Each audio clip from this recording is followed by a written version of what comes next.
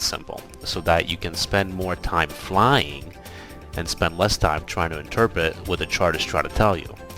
So why do we have charts? Well, charts are nothing more than road maps for all the highways in the sky.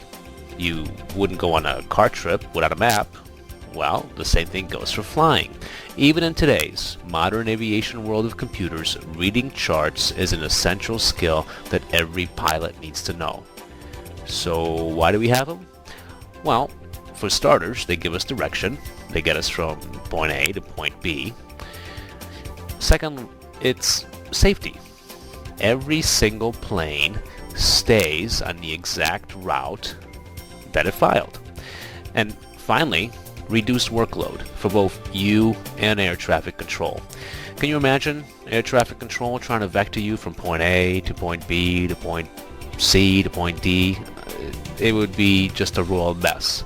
This way, air traffic control knows exactly what route you're going to take based on the flight plan that you filed. The first two charts that we're going to look at are SIDs and STARs. A SID, which stands for Standard Instrument Departure, provides a roadmap for departing aircraft from any major airport. Think of them as a on-ramp to a major highway, which will be the route which you'll be flying. A STAR, which stands for Standard Instrument Arrival, is just the opposite of a SID. It's a map that will get you to your destination, to any major airport. It's the exit ramp, if you will, from a major highway. Or maybe there's another way to look at it. If you take a funnel and turn it sideways, that's a STAR. Every single aircraft coming into a major airport is funneled through, and then they all come out on the opposite end in one nice, neat, single file. Now keep in mind that not all airports are served by SIDs and STARs. The reason is that some airports are just not very busy.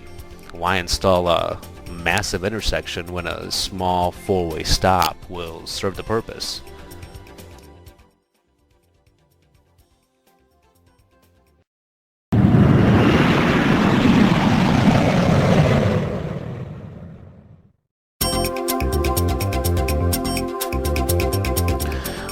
While filing a proper flight plan is not in the scope of this tutorial, it's the beginning stage of identifying what chart to use and where to get it.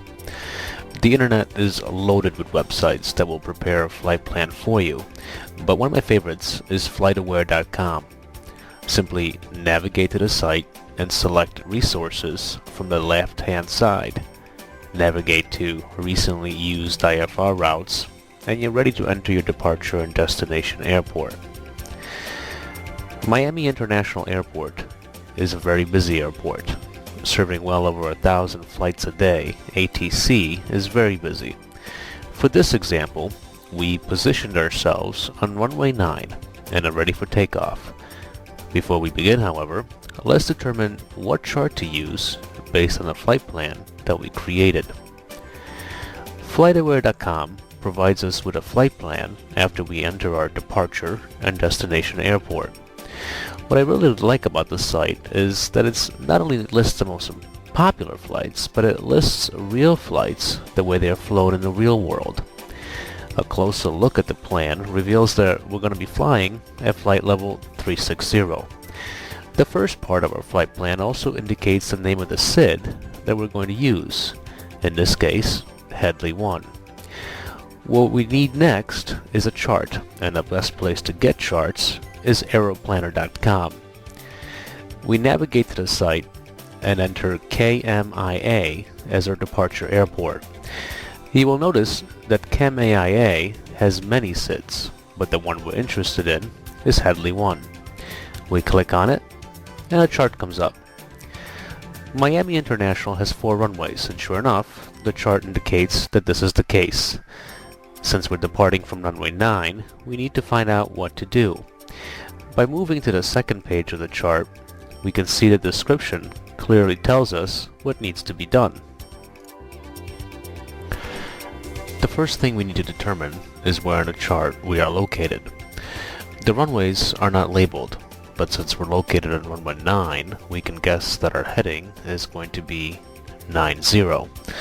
In this case, the chart clearly shows us that we need to take off on a heading of 92 degrees.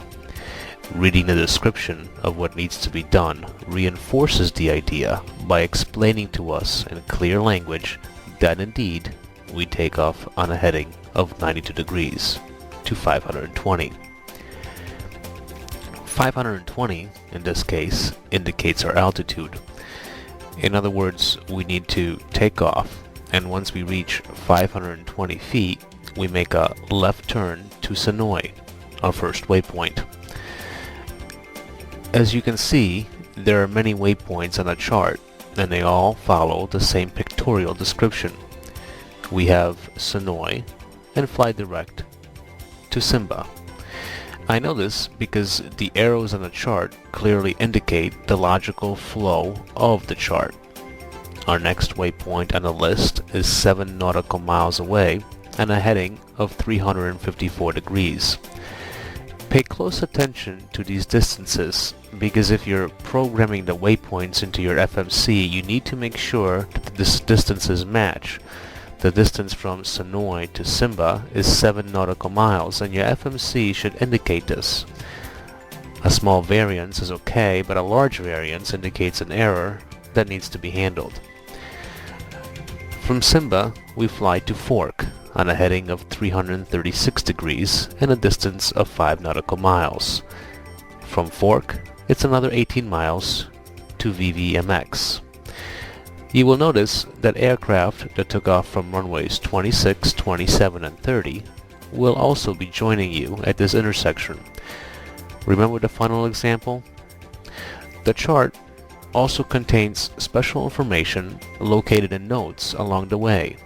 It tells us that we should be at a speed of 250 knots, and it also lists equipment requirements that your aircraft must meet in order to fly this chart.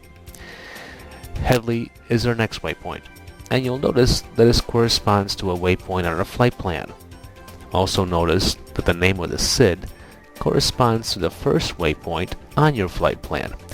This is often the case and enables you to find the name of the chart you need quickly. Once you're on your way, it's a good idea to start thinking about your STAR approach. Now, typically you would program in your STAR before you even take off. However, because you're still learning and training, it's a good idea to maybe hold off and give yourself the extra time you need to start programming your STAR approach once you're actually in flight. Think about it. Your flight is going to be anywhere between 1 to 3 hours, so that's a perfect opportunity once you reach flight level to let the autopilot do all the work, and you can start pulling out the charts and programming the STAR approach. This is typically what I do, and it's what we're going to look at next.